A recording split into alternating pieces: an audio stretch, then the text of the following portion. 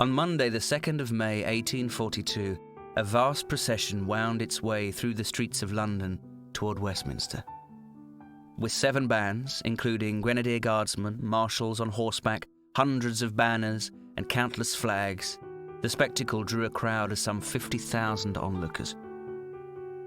The purpose of the march was to present the second Chartist Petition to Parliament, calling for its reform in accordance with the 6 points of the 1838 People's Charter. Carried by a relay of London tradesmen, the petitioners had planned to convey the 300-kilogram roll of paper directly to the floor of the chamber of the House of Commons. When the Chartists reached the members' entrance, however, the petition became wedged in the doorway and had to be disassembled and heaped on the floor, dwarfing the clerk's table. The 6-mile-long Leviathan petition, as it became known, contained 3.3 million signatures, more than 2.5 times the number in the first Chartist petition in 1839. This equated to 1/3 of the adult population and 3.5 times the size of the electorate, those eligible to vote. The next day, MPs debated a motion to allow 6 Chartists to speak at the bar of the House.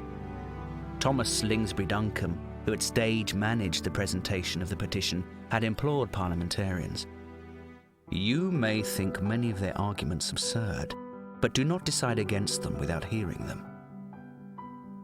The motion was defeated by 287 votes to 49. Why did 287 MPs choose to ignore the will of 3 million citizens? And what then was the point in petitioning Parliament?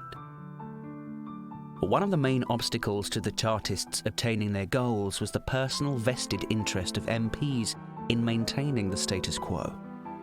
Almost half of members could trace their descent from a titled family within 2 generations, and the majority were wealthy landowners. Many feared a more representative House of Commons would pass laws detrimental to their interests, and had little interest in sharing power with working-class MPs, or having to compete for working-class votes. For the majority of the MPs, it was also too soon to change the electoral system. Only 4 general elections had taken place since the major overhaul of the political system under the 1832 Reform Act. That reform had created a franchise, the right to vote, firmly based upon the ownership or occupation of property, with the aim being to limit the electorate to respectable voters. This was a far cry from the universal male suffrage demanded by the Chartists.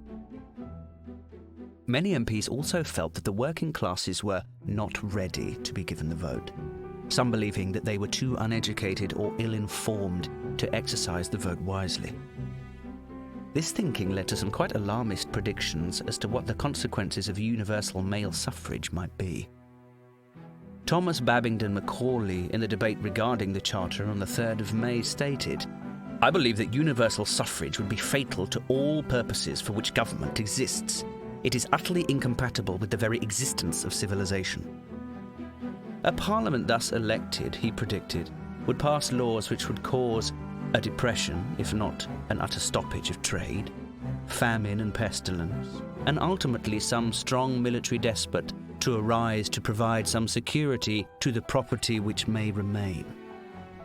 Disregarding the peaceful nature in which the petition had been presented, some MPs looked back to past incidents of Chartist violence like the Newport Rising and argued that to give in to Chartist demands now risked setting a dangerous precedent in which strikes and riots would be regarded as an effective way to change government policy.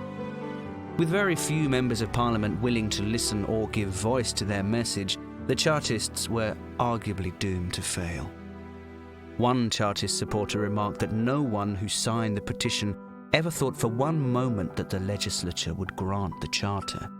And Fergus O'Connor, one of the Chartist leaders, said himself that 1,000,000 petitions would not dislodge a single troop of dragoons.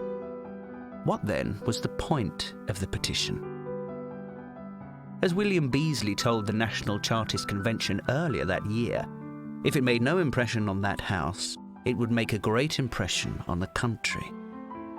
The task of collecting signatures galvanised localities and evangelised the Chartist cause. As O'Connor told his fellow Chartists after the petition was rejected, Monday the 2nd of May was a victory for the Chartists, for they alone could muster the forces on display. Be not intimidated. Be not downhearted.